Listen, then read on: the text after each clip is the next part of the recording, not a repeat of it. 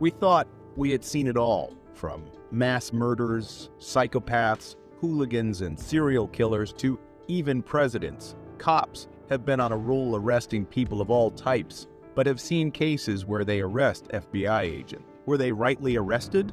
And do wrongful arrests of law enforcement officials call for the arrest with heavier punishments? Join us as we check a look at bizarre cases where dumb decisions from cops take them to rather odd position. So why don't we just kick things off with a crossover story of an FBI agent who has been wrongfully jailed? In our first case, the Kansas City, Kansas Police Department detained a former FBI agent for no apparent reason. It was a bizarre and ridiculous incident. As it turned out, Roger Golubski, a former detective, had been falsely accused of assaulting 2 black women between 1998 and 2002. There have been 2 accusations, to be exact. The real question is, however, how did the Kansas City police force allow him to get away with it for so long? Roger Golubski's unsolved case was discovered by the FBI while it was looking into the Kansas City Police Department's behavior. The former detective had a history of sexually assaulting women over the course of his 35-year career as a police officer and had been trading drugs for information. Lamonte McIntyre, a young black man, was accused of committing a double homicide by Golubski during his time as a police officer. McIntyre was ultimately freed after serving 24 years in prison without proper cause as a result. Golubski was taken into custody by the FBI on suspicion of 6 counts of sexually assaulting 2 black women. He has since entered a not guilty plea.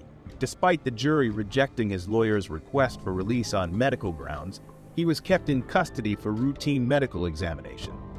Black woman Rhonda Tribute, whose corpse was discovered in 1998, was one of Golubski's informants. Her case remains unsolved despite the fact that the investigation was started but never finished. She died, and Golubski's involvement is now being called into question by many people. That is exactly what we are saying. Many civil rights advocates across the nation have praised the arrest of Golubski, but it also raises serious questions about police behavior and the abuse of their authority. According to Tricia Bullnell, the director of the Midwest Innocence Project, a full investigation into the abuses in Wyandotte County and systematic reforms are needed to ensure that no other police officers and public officials can continue to abuse their power. As more of Golubski's crimes were discovered, it became clear that the Kansas City Police Department needed significant restructuring. Several inquiries remain unanswered as a result of the FBI's inquiry into the department.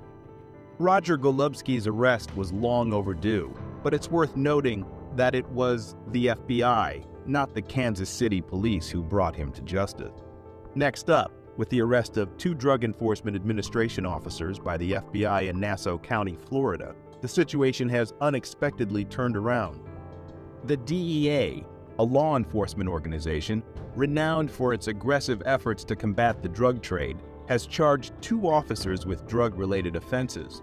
But the system's level of dysfunction clearly remains unclear. While selling drugs, including cocaine, that had been seized to willing customers, Sergeant James Hickox was captured with his hand in a cookie jar. His greed knew no bounds as he also combined drugs with other substances to make up the weight difference and kept parts for himself. In his bedroom closet, the FBI discovered 3 shoeboxes, each containing $100,000 in cash. They also discovered another $200,000 hidden in his garage. Hickox claimed that he borrowed the funds for his claim by partaking in his gambling habit when asked where the money came from. Hickox's actions have hurt the DEA's reputation and are obviously a breach of his obligations as a law enforcement officer. Joshua Erie, a highway inspector, had been covered in the same drugs that had to be seized, even going so far as to legally approve the prescription of 43 oxycodone pills. He purchased drugs from drug dealers. As if that weren't enough, while under the influence of drugs, he acquired a gun, due to the fact that he was trusted with the law rather than the law itself. Erie's actions were not only wrong, but also dangerous. The surprise arrest of these officers leaves the public wondering just how pervasive corruption is within law enforcement organizations. Sheriff Bill Leeper expressed his dissatisfaction by saying, "I think we need to make sure law enforcement personnel who violate the law are held accountable. When I learned of the accusations, I was shocked, let down, repulsed, and beyond angry. These incidents where the police ran into the FBI were some of the most shocking ones. We now look at our last and final case. A significant mishap that made headlines involved the case of mistaken identity between a Florida deputy and an FBI agent. When he received a call from a man claiming to be an FBI agent and asking to meet him in a nearby parking lot, Officer Gordon found himself in a precarious situation. This is a classic illustration of what can go wrong if a person doesn't confirm the identity of the person they're meeting, especially when speaking to a police officer. I do, but I don't understand what the problem is with your meeting me at the office. I'll talk to the U.S. Attorney's Office about it. Cut off the recording device now." "Okay, well, I will when I leave the area, sir." "Well, I will when I leave the area, sir." Asked the officer to turn off his recording device. Suspicions should have been aroused. However, Officer Gordon continued to record the conversation, a classic move. This was a wise decision as well, because it provided proof of what had happened, which, as you can probably guess, didn't turn out too well for Officer Gordon. Despite Agent Hatton's efforts to persuade Gordon that he was an FBI agent, the officer was skeptical and demanded to know how the agent obtained his phone number, given the predicament the officer was in. It is not shocking that he requested assistance and handcuffed Agent Hatton. However, things started to spiral out of control. It got worse when Hatton shut the car door, especially considering how hot it was in Florida. It's fortunate that Agent Hatton's condition didn't worsen because Gordon made a bad choice in doing this. Concerns were raised by Officer Gordon regarding Agent Hatton's investigation into the actions of law enforcement agencies in North Florida. Agent Hatton's claims that he was an FBI agent may not have been taken seriously by the officer because he was aware of the widespread corruption within the police department and worried about being connected to it. Let's say his ego overcame him. The hour-long incident took place on December 20 in a parking lot off U.S. Highway 98 in the coastal fishing community, 45 miles southwest of Tallahassee. Due to the heat, Agent Hatton, who was shielded from the elements by a bulletproof vest and had limited access to air conditioning, started to experience health problems like nausea and suffocation. He, however, avoided a fatal situation by being taken to a nearby hospital, where he received treatment for dehydration and heat exhaustion before being released. What do you think of our list? Do you think there are more corrupt officials out there? Sound off in the comments below.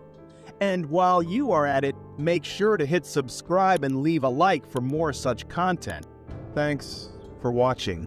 In a recent encounter involving the Cleveland Heights Police Department, a female officer was observed recklessly pulling in front of another vehicle while conducting a traffic stop. The driver of the other vehicle, who narrowly avoided an accident, began recording the incident on his mobile phone. 1 second!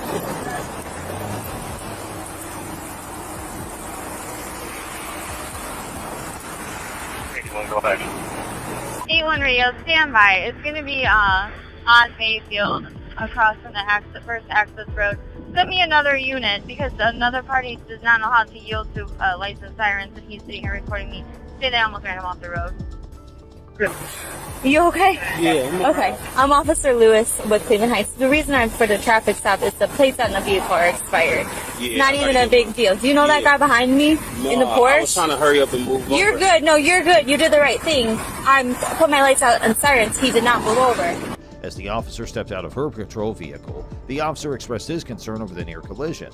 The officer instructed the driver to wait while she proceeded with the traffic stop. However, the driver patiently parked behind the patrol vehicle and continued recording. The officer initially admitted her mistake and apologized to the driver, but during their conversation, she suddenly changed her stance, blaming the driver for her own errors. Apologize. You almost ran me off the road. I initiated my lights and sirens. I didn't hear anything. What, was your music on? Because I had the lights and sirens on, sir.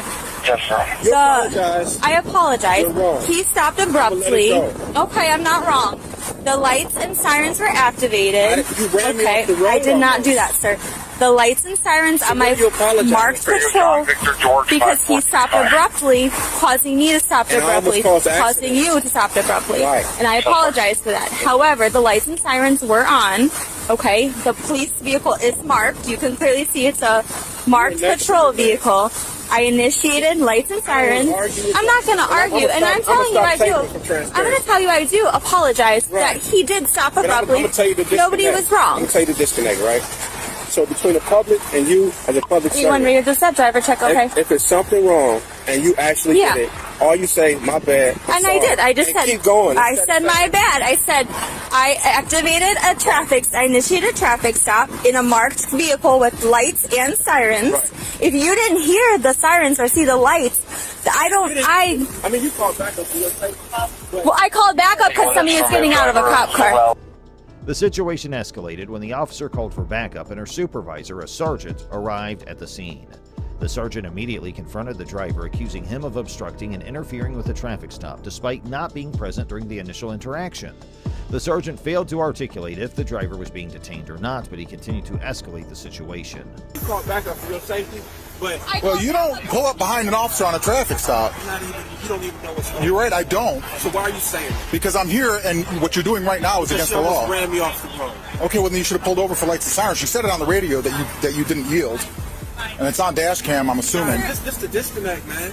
Sir, I'll tell you what, let her finish her business, and then we can sit down and talk like we're adults. good. I'm going to let him go. We're good. I'm going to let him go. Yeah. I'm sorry, what was your last name?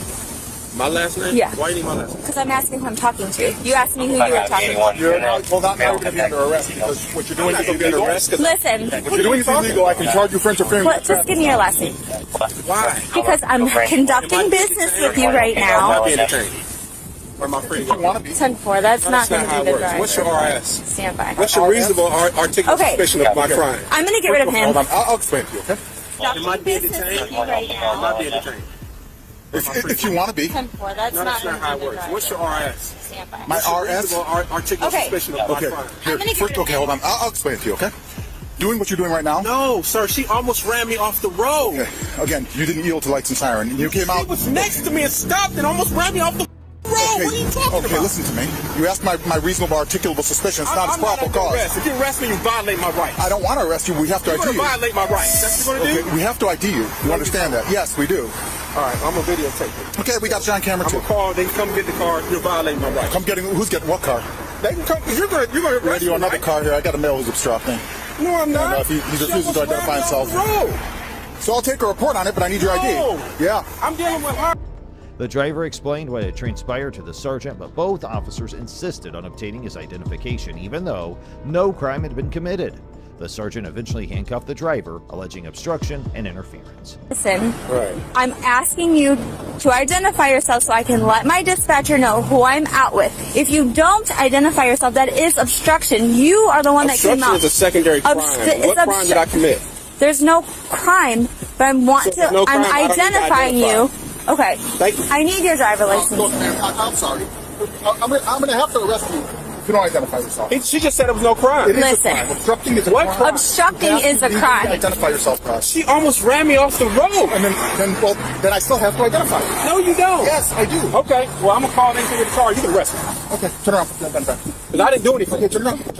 I didn't do anything. Listen, just all you have to do. I don't have my ID with me. Okay, what's your cell phone? Your date of birth, that's all we asked for. For what?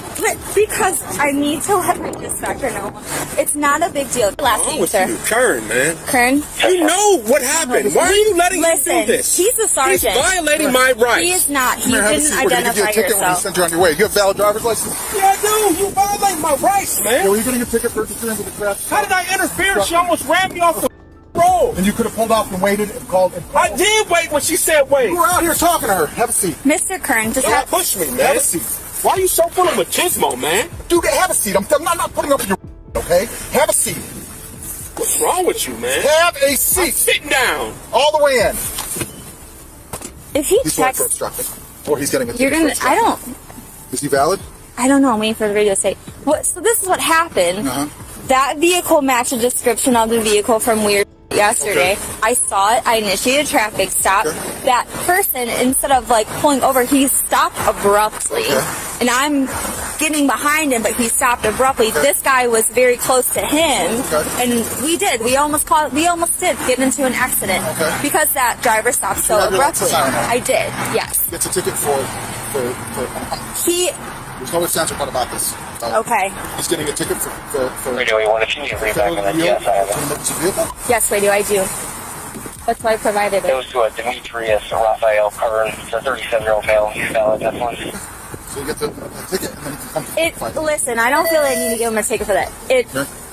I'm Well, cool then with he just. for obstructing. Okay, I mean, I'm cool with letting him go. I didn't understand. He's in handcuffs. And he's being a jerk. He obstructed. He refused. This was a baseless assumption, as the driver had simply waited on the side of the road until the officer finished her traffic stop. The driver provided his information to the officers, although he was not legally required to do so. The sergeant's behavior demonstrated an unjustified power trip, while the first officer seemed to acknowledge her mistake and attempted to rectify it. You guys got a lawsuit Mr. Kern, coming. just hang on. Just Got a lawsuit coming. Listen, let me explain to you. You don't get out of the car yet. The sergeant wants me to give you a ticket for obstruction, okay? I'm not going to do anything else. Listen, he's the boss. He is the boss. I don't have to refuse if I didn't commit a crime. This isn't a stop and ID state. At this point, it is a traffic stop because you're out on a almost ran me traffic off stop. the road. Mr. Kern, we just had that conversation. I did not almost run you off the road. That Tesla has cameras in it. So Okay. you guys are going to pay for this. That's fine. Mr. Kern, I apologize. I really do. And this is on body cam, alright? This is, the sergeant's telling me to do this, so listen, I'm just doing what I'm told to do, alright? Afterwards, the driver was released from handcuffs, but the sergeant insisted on pursuing charges. The first officer apologized to the driver, stating she was just following orders. The driver expressed his intention to take legal action against both officers and the police department, citing violation of his rights. Here's your property. Hold on, let me get this hand. Sure.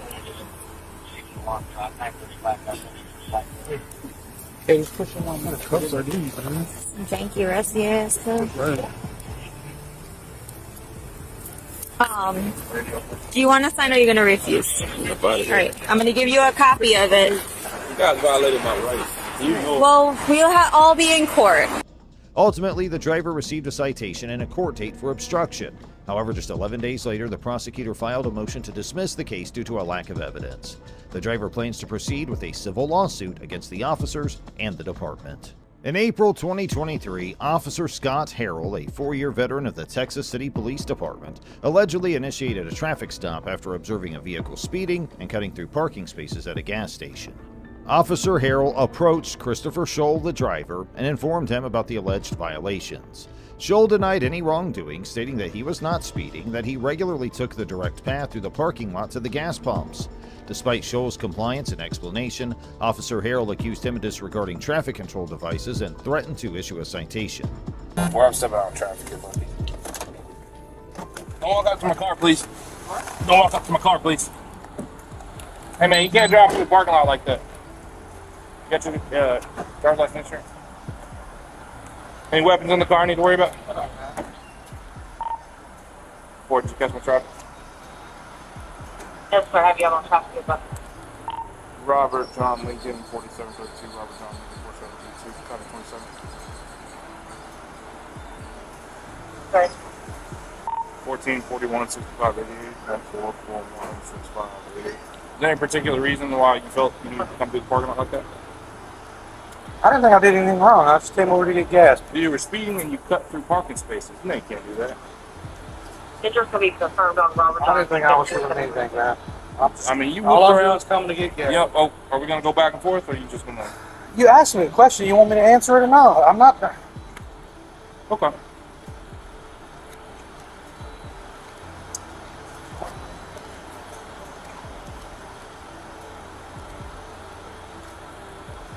If anything, I thought I was going even slower than normal. No, sir. You Normally, people don't even park where you park, and that's the direct path to the gas pumps.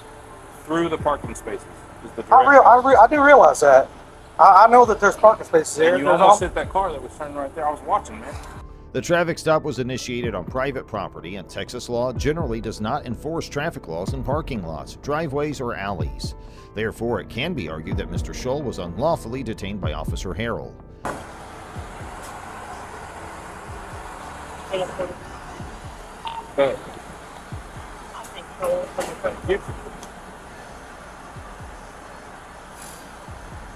Meanwhile, the officer asked the man to show his license and checked it within his system if there was anything suspicious, but everything was clean. So, I'm not kidding to you either, man. I come here every day, dude. I'm not. I send pictures of my wife the price of the gas here every day when I come through. Okay, look. So, anyway. Here's the deal, man. Okay. I'm not gonna go back and forth and all that. I'm not gonna write you tickets, but the only reason I'm not writing you tickets is because I'm out of tickets right now. Okay, otherwise you would be receiving a citation. For what? What did the citation? I'm just curious. Disregarding traffic control device. On private property?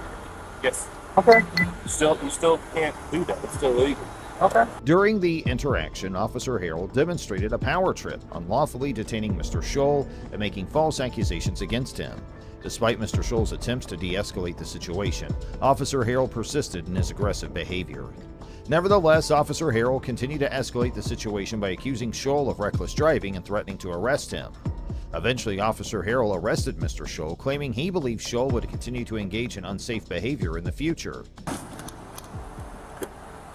was sitting right there. He came through the parking lot and cut through all the spaces. He came through so fast and whooped into here, and there was a white truck. The white truck had to slam on its brakes.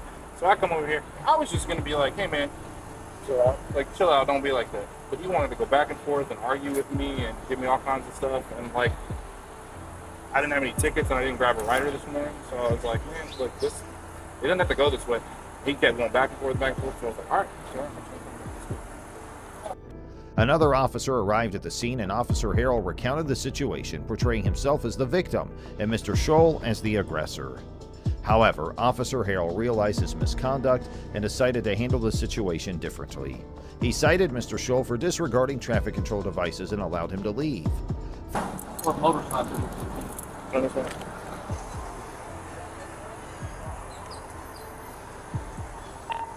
For Scholl's no longer in custody. Okay, I see you sign right here. It's not a mission guilt. Mr. Scholl is no longer in custody. It's not an admission guilt. It's just a promise you'll contact the court on or before the date and time that's written on here. You can contact the court at the bottom here. The information's there, and also up there.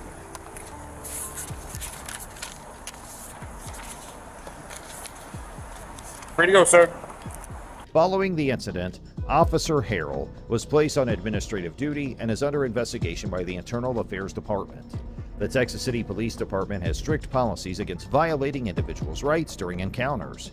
Chief Joe Stanton announced that the results of the investigation will be made public once a final disposition is reached. Mr. Scholl, who considers himself pro-police, viewed the traffic stop as unjustified and a violation of his rights.